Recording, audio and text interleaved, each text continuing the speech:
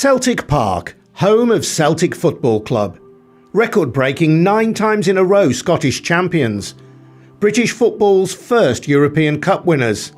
And a club which has harboured dark secrets. They chose the reputation of a football club over the safety and well-being of 12-year-old children. Why did no one question that this person who abused me had the same wee boy with him week after week after week? They put the club before young boys whose lives were subsequently ruined. Who else knew and didn't do anything? There is a way that organisations should respond to these events. They should act fast. If you don't do that, they're adding insult to injury. They had to know. And their decision was to keep it quiet. They knew then, they know now. This story starts in 1966. A football coach named Jim Torbett asks Celtic chairman Sir Robert Kelly and manager Jock Stein for permission to set up a youth football club in Glasgow. He wants to use the club's name and famous green and white hooped kit. Kelly and Stein agree and Celtic Boys Club is born. Over the years, it provides a steady stream of young players who go on to turn pro for Celtic. Club legends like Charlie Nicholas, Paul McStay, Roy Aitken, Tommy Burns, Pat Nevin, David Moyes and many more. But there was something sinister going on at Celtic Boys Club as well. The sexual abuse of children. Sometimes it even took place here at Celtic Park. It affected dozens of youngsters and went on for decades. Is that Andrew in that? That's Andrew. Yeah, because he looks, you can see he's shooting up there, isn't he? Oh, aye. Andrew Gray was a promising young footballer. Celtic Boys Club snapped him up at the age of 12. What did it mean to sign for Celtic Boys Club? It was huge. Definitely. His dad was so proud, especially when he come home with the blazer and things like that. I was proud as well. I think back then it was one of these clubs that, you know, if you signed for them and you worked hard, potentially you could go on to bigger and better things. And that's definitely what was told to Andrew and told to mum and dad. He was so proud to be part of the Celtic family, is what it was. You know, Celtic Boys Club were a huge part of the Celtic family. But as Andrew spent more time at Celtic Boys Club, he began to change. It wasn't very long after he signed for them that he started changing. He just started changing. He wasn't the boy that we had brought up and was a fun boy and all the rest of it. His whole mood had just changed. This volatile behaviour, these outbursts, it was, right, well, he's a teenager, this is what happens. And, you know, looking back now, we know that wasn't the case. It wasn't until 3 decades later that Andrew revealed that he had been abused over a 3-year period by his coach, Jim Torbett, the founder of Celtic Boys Club. Torbett would ask Andrew to go up to the house, right, he would say, oh, come on, we're going to have a cinema night or something like that. And Andrew said that Torbett always had this chair and nobody was allowed, this black leather chair, nobody was allowed to sit on it except Torbett. And Andrew would be sitting on the settee, and then after a while he says Torbett would come off there and inches way along here and abuse him. Torbett would take the furthest away boy home first, and then gradually everybody else would get dropped off. And then he would drive. He would take Andrew away and abuse him in the car. He would drive to this place and he would abuse him in the car. It doesn't even bear thinking about, you know, knowing that he suffered what he did at his hands. It's just, it does haunt you, it really does. It breaks my heart to think that me as a mother and my son went through that and I couldn't help him. It just makes me feel worthless, it really does. Because I should have helped him. But I didn't know, honestly, I didn't know what was happening. Sir Torbett, how do you respond to allegations that you sexually abused children at Celtic Boys Club? You abused your position of trust at Celtic Boys Club. How many boys were there? In 2017, Jim Torbit was tracked down to the United States by the BBC and forced to return to Scotland. A year later, he was convicted of abusing Andrew Gray and 2 other boys, including one as young as 5.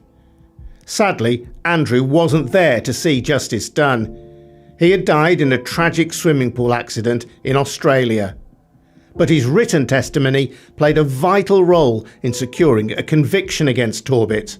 The trial started 26th of October 2018, and there was 3 police officers that read out Andrew's evidence. He'd given 6 separate statements, which were very, very detailed. Mum and I took the stand also, which was horrific, you know, having to look at Torbit and just be there, breathing the same air as him. What did it mean to you to see Jim Torbit convicted? I was crying tears of joy. You know, we've got him. Mm-hmm. Andrew asked me, get him, and we've got him. But it was tinged with so much sadness. The judge who jailed Torbit pulled no punches in his summing up. You used the club as a front and a recruiting ground for boys who you could sexually abuse. You groomed boys and contrived situations when you could abuse them. Yours was some of the most corrupting behaviour I have heard of in these courts. 2018 wasn't the first time Torbit had been found guilty of offences involving youngsters from Celtic Boys Club. 2 decades earlier, in 1998, he'd been convicted of similar offences against 3 of their players. Torbit's victims included former Manchester United and Scotland star Alan Brazil. Those earlier offences, like his abuse of Andrew, took years to come to light.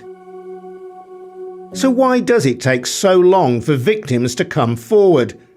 For psychologist Dr. John Marshall, who was an expert witness at Torbit's 2018 trial, it's a sadly familiar story for men who have been abused. Male victims have real problems in coping with sexual abuse. Generally speaking, they struggle with managing their feelings. They think of themselves as not a true man. How can I be a real man if this has happened to me? Why didn't I fight off the perpetrator? Why wasn't I stronger? Their careers or their hopes and dreams might depend upon what that coach says and does. Maybe there's a great deal of fear about disclosing about what happened to them because of the potential impact on their whole dreams, their careers, their future. Some people have personality traits in these roles where they're outgoing, persuasive, quite grandiose, excellent at manipulation, persuading others that they're safe to be around, and that they can be relied on and trusted, but at the same time they've got a plan. The plan is to sexually groom that individual. It's such a gradual and insidious process. It's often by the point they're being abused, it's step by step towards that the victims don't realise they're in that position until it's too late.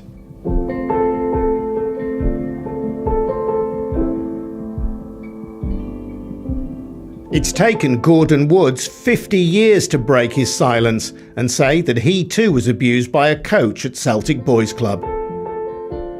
I had just turned 13, my birthday was in June, and I joined Celtic in the late summer of 1967. Celtic had just won the European Cup a few months prior to that, and of course with that being the premier trophy in European football, it was an enormous honour. Within a month or 2 of starting to train with the boys club, my abuser had started to run me home after training. I was very unhappy at home, and he made a point of taking me home to discuss the issues I was having. You know, he very quickly became not just a football trainer, he very quickly became a very close friend. I was giving him a confidence in things that I hadn't discussed with anyone else. But this individual made me feel secure enough that I would open up to him. And he used that against me. So he was grooming you? 100%. The very first night I was abused, as I left the car, he grabbed hold of my leg And he said to me, "Don't worry, Gordon, I won't tell your mum and dad what you've done. Because if your mum and dad find out, they won't let you come back to Celtic Boys Club." And he said, "You don't want to leave all your friends at the club, do you?" Now I can remember that. I can picture his face when he said it, Adrian. I was made to feel that it was all my fault, that everything that was happening was something that I wanted. But even at the time, I was disgusted by it. I lost count of the amount of times I tried, excuse me.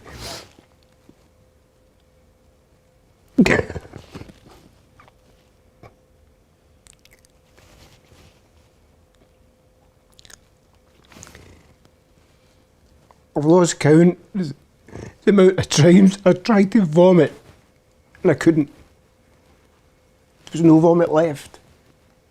I tried to cry, there was no tears left. Gordon says his abuser was Jim Torbett, the same coach who, almost 2 decades later, abused Andrew Gray. His allegations are now being investigated by Police Scotland. He says that he wishes he had spoken up sooner because it could have prevented other youngsters like Andrew from being hurt. My coming forward could have saved so many other wee boys from going along that path, but I didn't. And at the moment, I'm angry with people who are remaining silent. They're saying nothing. They're hiding these things that are happening to kids. I did that as well. I stayed quiet, but I shouldn't have done. I should have came forward a long time ago.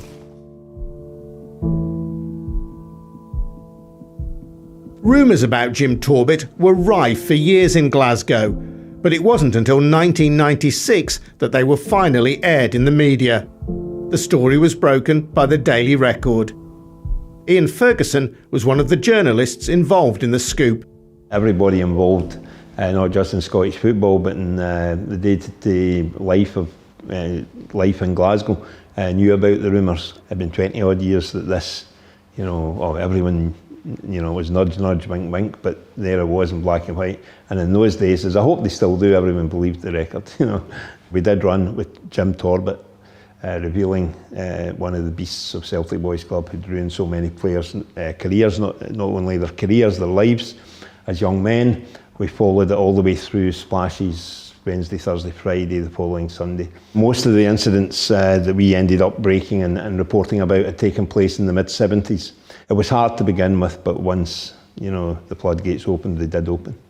And Jim Torbett wasn't the only one. 4 other people with connections to Celtic Boys Club or Celtic FC have been convicted of child abuse. They include Jim McCafferty, who was a coach at Celtic Boys Club and Celtic FC youth team. One victim has even claimed that McCafferty trafficked him to notorious English paedophile Barry Bennell. Although this has never been proved, McCafferty was convicted of offences involving 10 teenage boys between 1972 and 1996. There was also John Cullen, Gerald King, Neil Strachan, a suspected 5th abuser who claimed to be a Celtic scout is beyond the reach of the UK authorities, despite international warrants for his arrest, because he lives in Vietnam. Now, people will say, quite rightly, that other clubs have been tainted by child abuse too, not least Celtic's bitter Glasgow rivals, Rangers. Their head of youth development, Gordon Neely, was sacked in 1991, for instance, over suspicions of abuse. And although the club said it reported the incident to the police, Neely's alleged victim has disputed that. What makes Celtic unique, though, is the sheer number of abusers who, one way or another, had connections either to the football club or Celtic Boys Club. Given the scale of the abuse and the length of time it continued, you have to ask, did anyone at Celtic know what was going on? It's a question that goes right to the top of the club. even to its greatest manager. Lisbon, Celtic versus Inter Milan in the final of the European Cup. If any British team could win this coveted trophy, it had to be Celtic. Barely 7 minutes from time came the winning goal. Chalmers deflected Murdoch's shot past Sati. Jock Stein is a Celtic legend. In 1967, he brought the European Cup back to Glasgow. They were the first British club to win the trophy. But did Jock help cover up Celtic's shameful secrets? Billy McNeil and his magnificent men earned the thanks and admiration of their native Glasgow, Scotland, and the whole United Kingdom. Celtic fans are sometimes taunted with the claim that Stein was aware of what was going on. There's even a song about it. Sadly, he isn't here to defend himself. But there is evidence to support the claim that Big Jock knew. Former Celtic Boys Club chairman Hugh Burt testified under oath in a court case in 1998 that Stein had been aware of abuse allegations. Burt said Stein had physically ejected Torbit after hearing the rumours. According to Mr. Stein, he literally put his foot up his backside and kicked him out. It was all covered up by Celtic Football Club as to why he was kicked out. When I joined as chairman, I was told by Jock Stein to keep the name of Celtic Football Club clean at all times. Those people did not want the good name of Celtic Football Club blackened. They did not want the club they loved dragged through the courts, which in hindsight is a terrible indictment on those people. Hubert said that as a result of his testimony, he was ostracised by Celtic and had privileges like access to the director's box withdrawn. He shouldn't have been ostracised. Hubert was someone who worked tirelessly to get this exposed and helped the reporting team at the Record greatly. And he would not have mentioned the name of Jock Stein and suggested that Jock Stein knew about the abuse unless he had good evidence to say so. Oh, no, definitely not. He was an upstanding citizen. He was well respected within the club. He was a friend of Jock Stein. He certainly wouldn't have done that had he not believed it to be the truth. He was a huge Celtic fan, huge admirer of Jock Stein. So for him to stand in court and say that took a lot. Hugh, I think, went to his grave feeling that a wrong had been done. Another Celtic director at the time, James Farrell, said he had never heard the rumours and defended Jock Stein's reputation in court. But journalist Ian Ferguson, who helped expose the abuse, has little doubt. I think probably Jock did know of the goings-on, but for whatever reason, they were swept under the carpet. I think he had to know.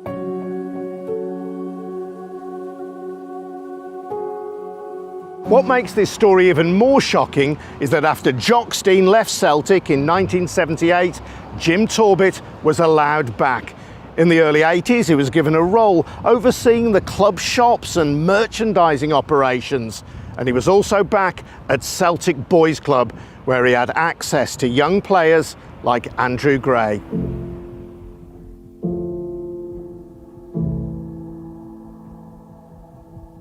Jock Stein wasn't the only well-known Celtic manager with grounds to suspect abuse was happening. Lou Macari, a Celtic manager in the early 1990s, wrote in his autobiography that he had been approached by a youth player who said he'd been abused by a coach on a tour to North America. Macari said there was no mechanism within the football club for dealing with the allegation. Crucially, he never reported it to the police. Macari wouldn't be interviewed on the record for this film, but confirmed to us that he stood by the account in his book. And it's not only Celtic's former managers who have difficult questions to answer. So do two of the club's ex-directors. Kevin Kelly was a director of Celtic from 1971 to 1994, the last 3 years as chairman. He was the nephew of Sir Robert Kelly, who had sanctioned the creation of Celtic Boys Club. As well as his role on the Celtic FC board, Kelly also served as president of the Celtic Boys Club. He also worked from 1986 for a business in Glasgow called the Trophy Centre, which sold scarves and other merchandise. The owner of the Trophy Centre was Celtic Boys Club abuser Jim Torbit. Kevin Kelly has said in recent times that he didn't know about the abuse, that he wasn't aware of the rumours. Is that likely? No. He certainly wouldn't be unaware of the rumours. That's not credible at all. He must have known about the rumours. And yet he became a business partner of Jim Torbit in the Trophy Centre. Crazy, yeah. What can you say? I mean, it's, again, it's very, very sad. And I think Torbit traded on his closeness to people like Kevin Kelly, and he tried to make that part of his background that proved he was a good guy, while he wasn't, you know. He tried to make himself an integral part of Celtic Football Club.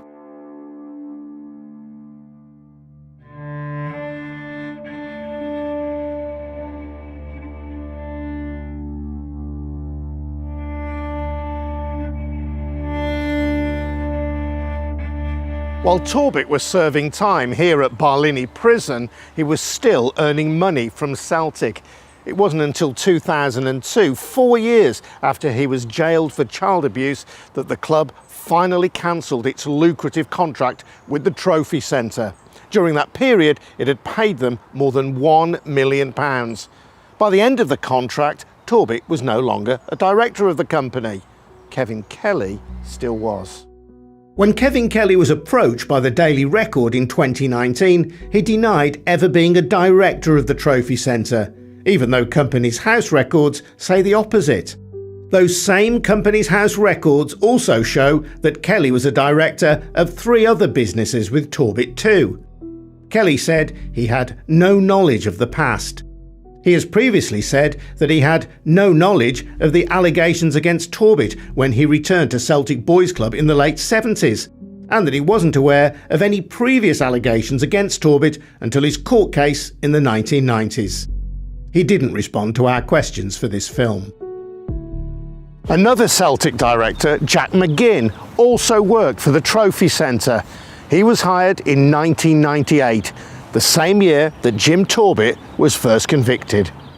McGinn was a Celtic director from 1981 to 1994, including a 5-year spell as chairman.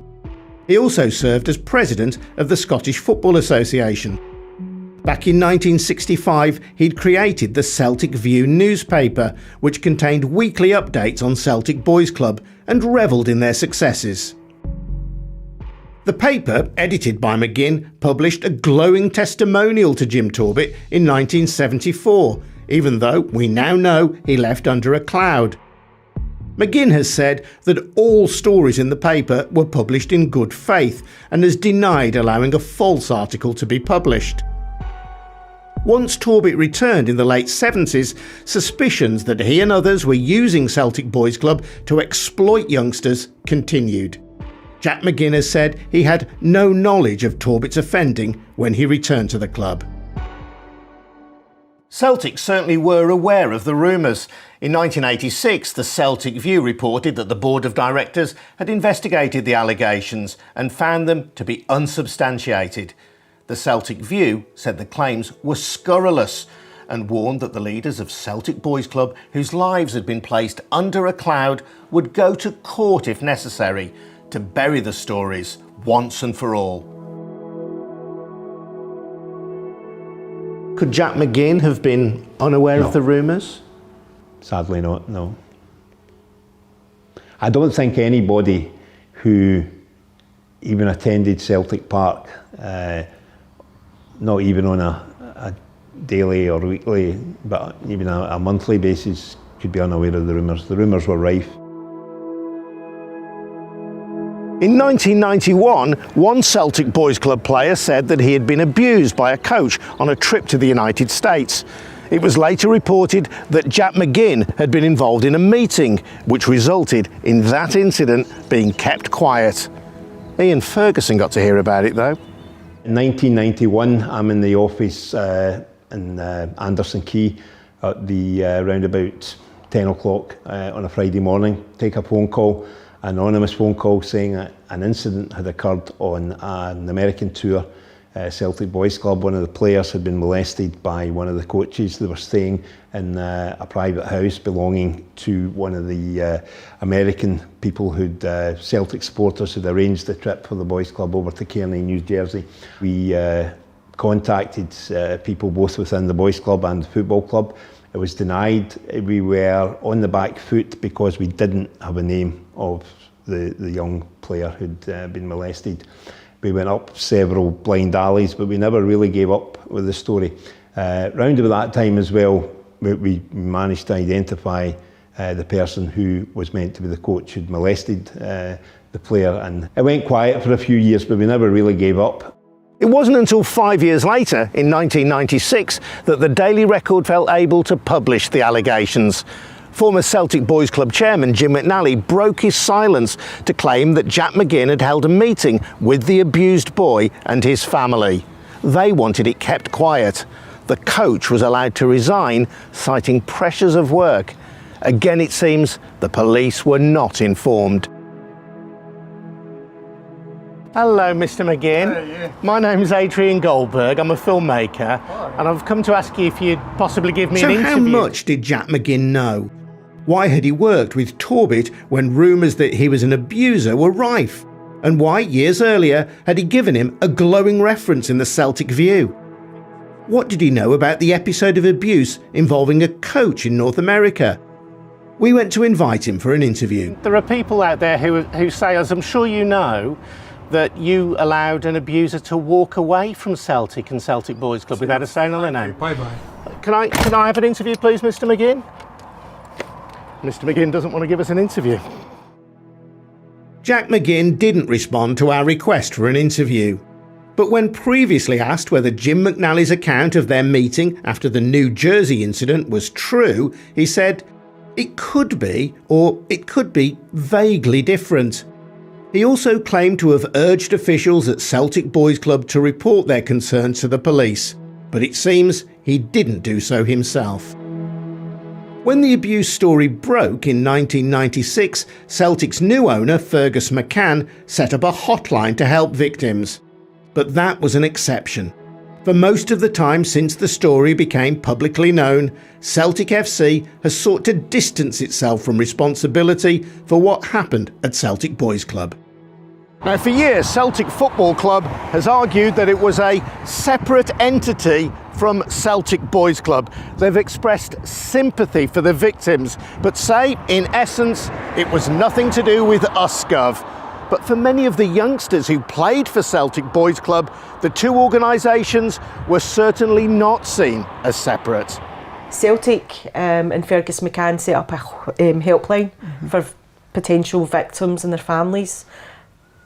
How then, 20 years later, could they then say, sorry, this has nothing to do with us? It was the same man, it was the same club, same organisation. There was nothing that would indicate that we weren't part of the Celtic family. Absolutely nothing.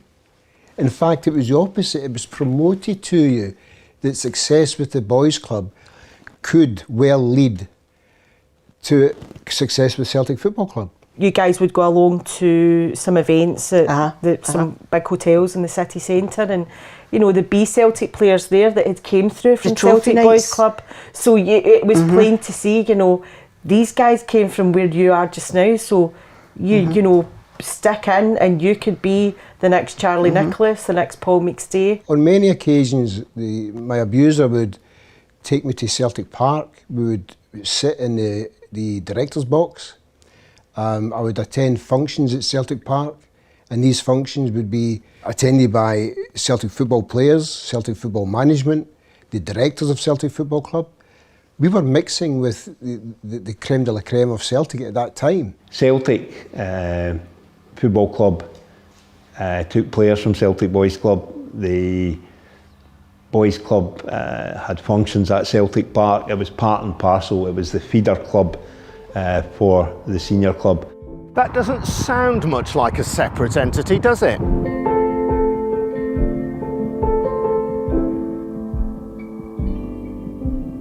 In fact, the links were everywhere. Celtic Boys Club often trained at Celtic's training ground Barrowfield, where some of the abuse took place. They got to play matches at Celtic Park, where Celtic Boys Club sometimes held their AGM. Some children were abused at the stadium. Issue after issue of the club's weekly paper, The Celtic View, celebrated the exploit of Celtic Boys Club and its close links to the senior club. It's been reported that Celtic FC even funded Celtic Boys Club. I think anyone in any walk of life in Glasgow who knew anything about football would say Celtic Boys Club was an integral part of Celtic Football Club. The Celtic Boys Club organisation certainly made you believe that you were part of Celtic, 100%. Celtic did pay compensation to a victim of abuser Jim McCafferty because of his role at Celtic's youth team. But youngsters connected only with the boys' club have received no help or compensation. Now in 2019, Celtic revealed that they'd launched their own independent inquiry into historic child sex abuse at the club, which they said was being managed by an experienced lawyer. By that stage, the review had already been running for 2 years, but no one outside the club had even heard of it. And to date, no one outside the club has seen its findings. The first we found out about it was when it was reported on. Mm-hmm. And that was 8 months after our trial. Andrew was never contacted by them, and we speak to a number of other victims and survivors and their families, and neither have they, which is incredible. How can you have an investigation and not speak to the victims who've suffered at the hands of these men? It's beyond belief.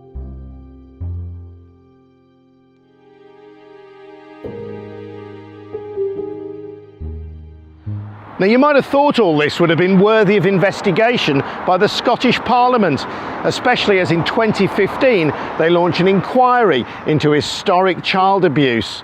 But when it came to football, they handed that responsibility over to the Scottish FA. After numerous delays and false starts, the SFA report was finally published in February 2021.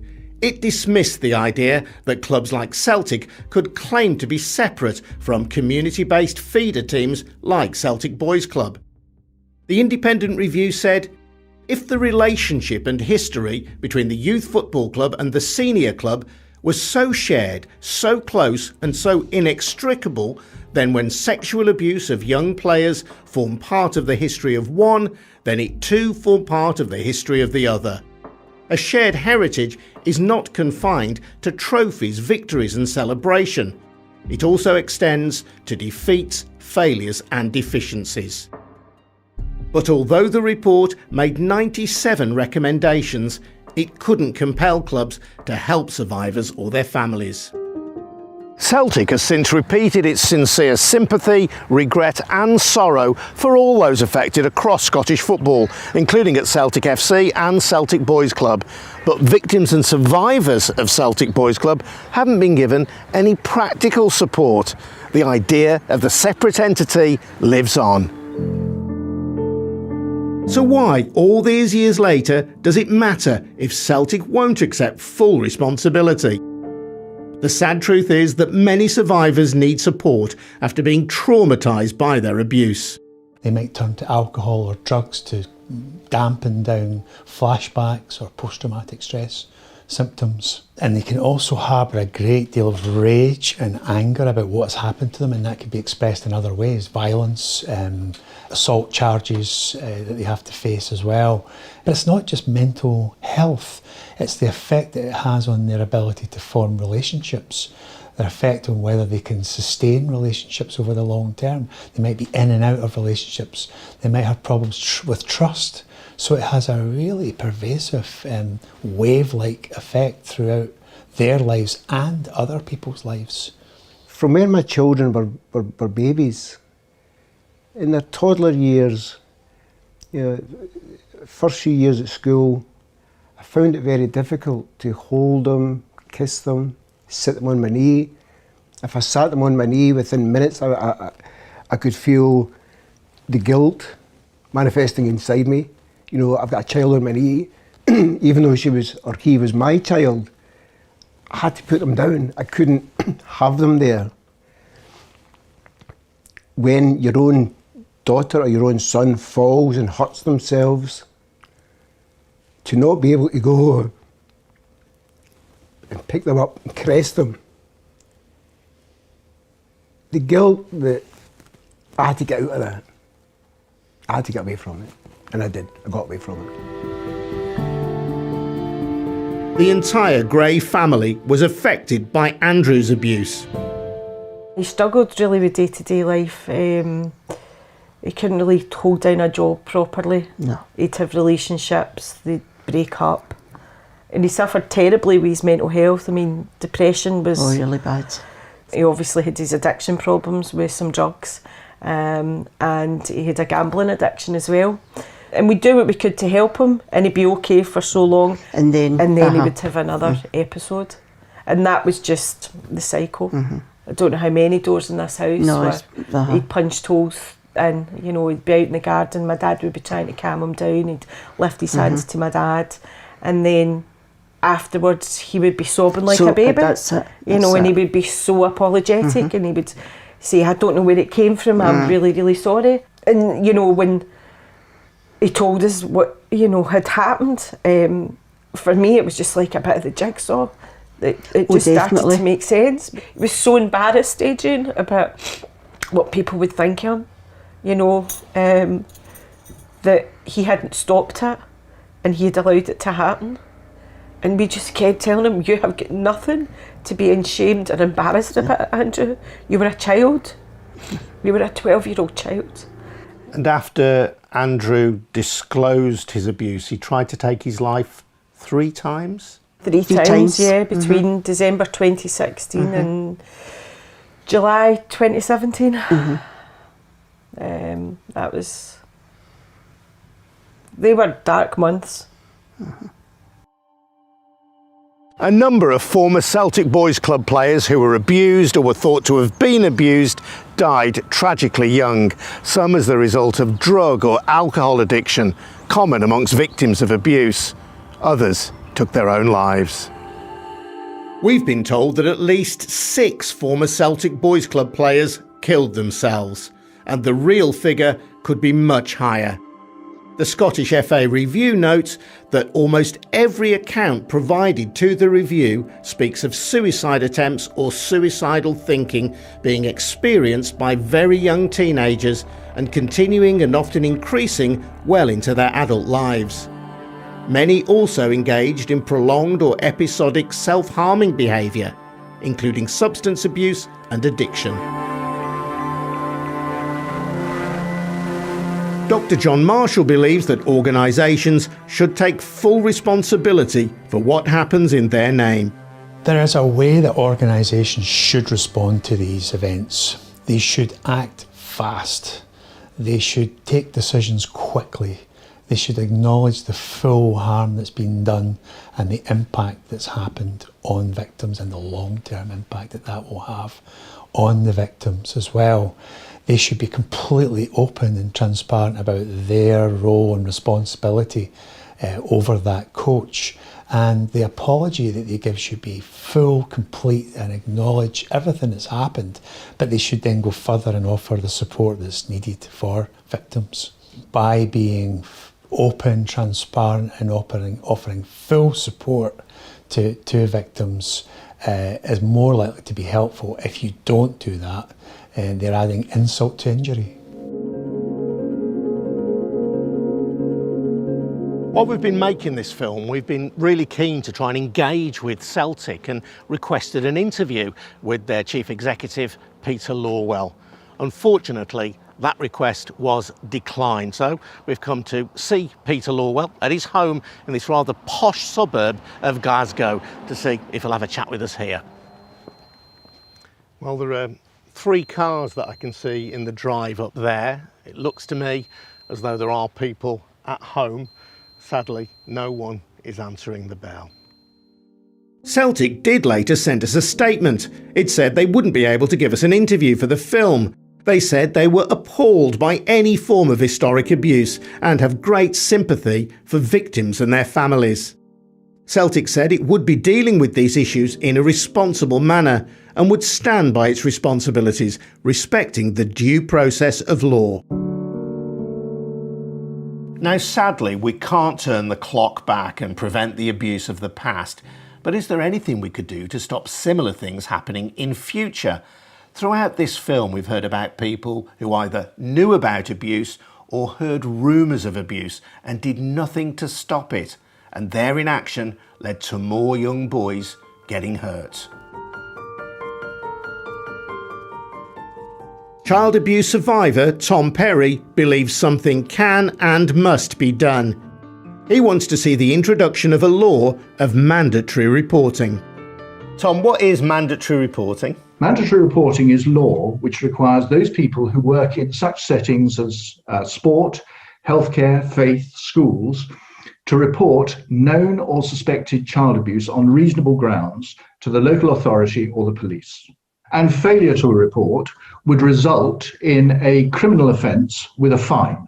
That's what we're proposing. Are there any examples that we can draw on from around the world where mandatory reporting has been introduced and can be seen to be successful? Of the jurisdictions on all four continents, 72% of Asia, 76% of Africa, 86% of Europe, and 90% of the Americas have some form of mandatory reporting. We have none. In the case of Celtic Boys Club, how might mandatory reporting have made a difference? What most people suffer from is fear to report, fear of going rogue, because at the moment, if you're a whistleblower, you have to go rogue. You're reporting against the organisation that may even be paying you. It's not a comfortable position to be in. And suddenly, you're isolated, ostracised.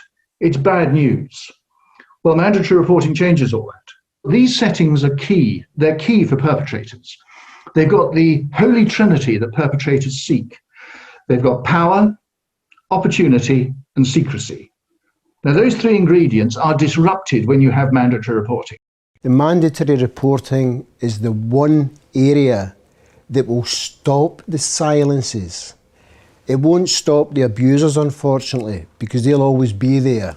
But the mandatory reporting will break this cycle of being allowed to remain silent.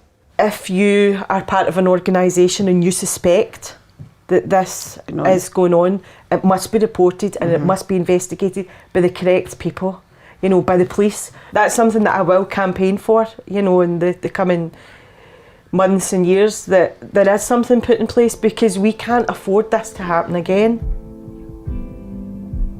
This story isn't about football, of course, it's ultimately about justice. So we tried speaking to Scotland's Justice Minister, Hamza Youssef, about Celtic Boys Club, Celtic FC and mandatory reporting.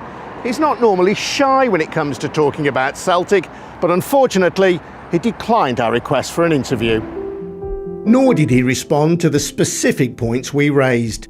A spokesman said the safety and well-being of all children and young people is a key priority for the Scottish Government, as is ensuring that victims of abuse are supported both through the justice system and beyond. Hamza Youssef hasn't met with the family of victims like Andrew Gray or Gordon Woods, leaving them to battle on alone in their fight for justice, even though they are keen to meet him. What do they now want from Celtic? I think they should own up to their failings over the last 20, 30, 40, 50 years. We should have been more diligent in ensuring that our children playing under our banner were safe. I think they're completely oblivious to the pain and suffering that this has caused. A party of Celtic Football Club abused me 50 years ago in the 1960s. And in the 2020s, Celtic Football Club are still abusing me. How many wee boys within your community are suffering in silence right now? Celtic Football Club have been in denial totally, 100%. This is one of the biggest travesties in Scotland. They've got to answer to it.